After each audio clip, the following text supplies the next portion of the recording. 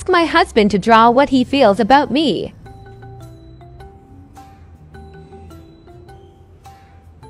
Can I see your drawing po? Drawing mata? Nahiya siya sa drawing niya. Tignan natin yung drawing ni Gigi. Ano to?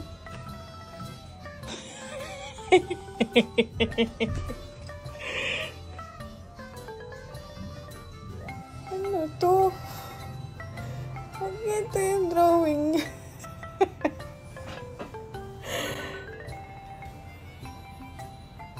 So, dito may bahay siya dito. Tapos maraming ibon doon. At meron siya dito araw. Hindi ko alam kung araw yan o buhok. Maraming puno. Okay.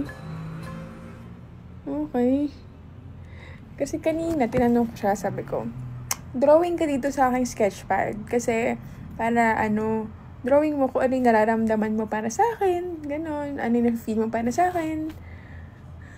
Kasi nagdo-drawing ako normally kapag gusto kong i-drawing yung mga nararamdaman ko, ganon. Para ito, na-scam ako nun. Yan, di ba?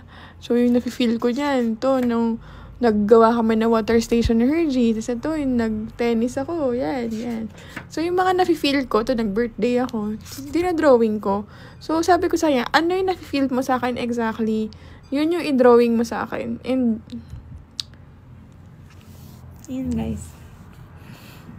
Kaya guys, anong interpretation niya dito? Ano daw yung nafe-feel niya for me? Ano exactly yung interpretation niya dito sa drawing niya na yan? Yan. So, ibig sabihin niya ba yan? Diyan niya ba ako ititira?